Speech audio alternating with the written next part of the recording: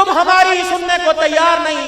8 دن کے بعد 1 گھنٹہ آپ سے ملاقات کا موقع ملتا ہے، پھر بھی آپ ہمارے قریب ہونے کو تیار نہیں.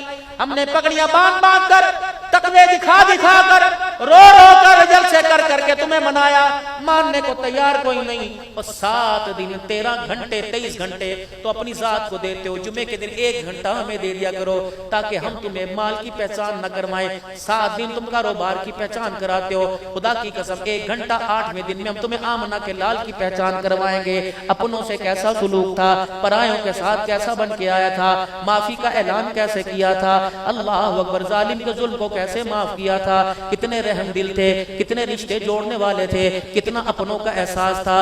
وہ نبی صادق المصدوق پیغمبر بن کے آیا تھا. اللہ اکبر، حجۃ الوداع کا موقع آیا، اللہ اکبر، فتح مکہ کے موقع پر بڑے بڑے دشمنوں کے ساتھ جب معافی کا اعلان کیا، بیت اللہ کے دروازے کی چوکٹ پہ کھڑے احبار بن اسود آئے اور یوں کر کے منہ کے اوپر کپڑا لپیٹا ہوا اور رحمت عالم صلی اللہ علیہ وسلم کے سامنے آ گئے اور کہا آج بڑے بڑوں کے لیے معافی کا اعلان ہے، الیوم یوم الملحمانی، الیوم یوم الرحمہ کا اعلان ہے. اتنوں کو معاف کیا، آج مجھے بھی معاف فرما دو.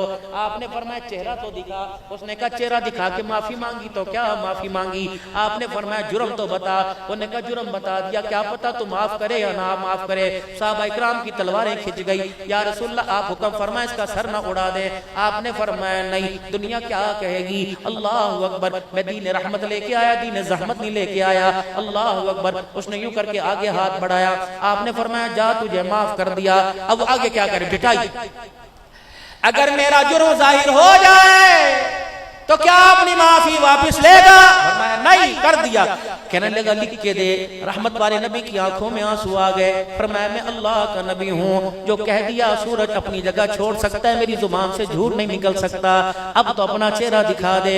اس نے یوں کر کے جب چہرہ سے کپڑا ہٹایا، حضور کی آنکھیں کھلی رہ گئیں. آپ کا ہاتھ آگے بڑھ گیا، آنسو چل رہے ہیں، آپ کی زبان نہیں چل رہی، آپ کی زبان رک گئی. یہ کا اشارہ کر رہے ہیں. رو کے جب اکھیاں مبارک لال ہو گئی، داڑھی مبارک پر آنسو گر گئے. صحابہ کہنے لگے یا رسول اللہ کون ہے جس نے آپ کو رلا دیا؟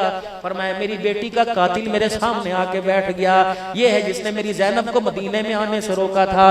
میری زینب اس سواری پر سوار تھی، نیزے کی اینی سواری کی پیٹھ پہ ماری تھی، سواری اچھلی تھی، میری بیٹی سواری سے نیچے گری تھی. میری بیٹی کے پیٹ میں بچہ تھا، حمل ضائع ہو گیا تھا. انہی زخموں میں میری بیٹی دنیا سے رخصت ہو گئی. پھر حضور کی اکھیاں برس رہی تھی، زبان آپ کی فرما رہی تھی اے احبار بن اسود کوشش کیا کر میرے سامنے نہ آیا کر، میں نے تجھے معاف تو کر دیا.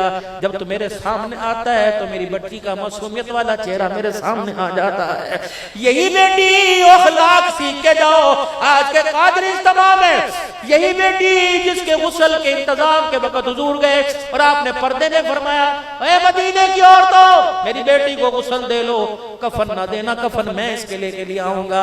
اللہ اکبر. پھر وہ زوٹنوں والو تم نے بیٹی کی شادی کے اندر باپوں کے ہاتھوں میں لال رنگ کے جوڑے تو دیکھے ہوں گے، ایسا بڑے دل والا باپ تو دکھاؤ جو بیٹی کا کفن لے کے آ رہا ہے. جب سیدہ زینب کو غسل دے دیا گیا تو حضور کو پیغام پہنچا یا رسول اللہ آپ کی بیٹی کو غسل دے دیا. آپ حجرے مبارک میں تشریف لے گئے. جو کندھے مبارک پر آپ کے کملی مبارک تھی آپ نے وہ اتاری، اس کا تہمت بنا لیا. جو تہمت تھی اس کو کھول لیا، اس تہمت کو بل دے کے اپنی بغل میں دبا لیا. یہ جہاں سیدہ زینب کو غسل دیا جا رہا تھا وہاں قریب گئے اور آپ نے فرمایا اس کپڑے میں میری بیٹی کو کفن دے دو. جب سیدہ زینب کو کفن پہنا دیا گیا پھر آپ حجرے مبارک میں تشریف لائے اور بیٹی کا چہرہ دیکھ کے رونے لگ گئے. فرمایا بیٹی میں تجھے نہیں چادریں تو نہ دے سکا، بیٹی میں تجھے نیا تو کفن نہ دے سکا، لیکن آج اس چادر میں اس کفن میں جو تو لپٹ کے جا رہی ہے دنیا بن کے بھی ختم ہو جائے گی، کوئی باپ بیٹی کو ایسا کفن نہیں دے سکے گا.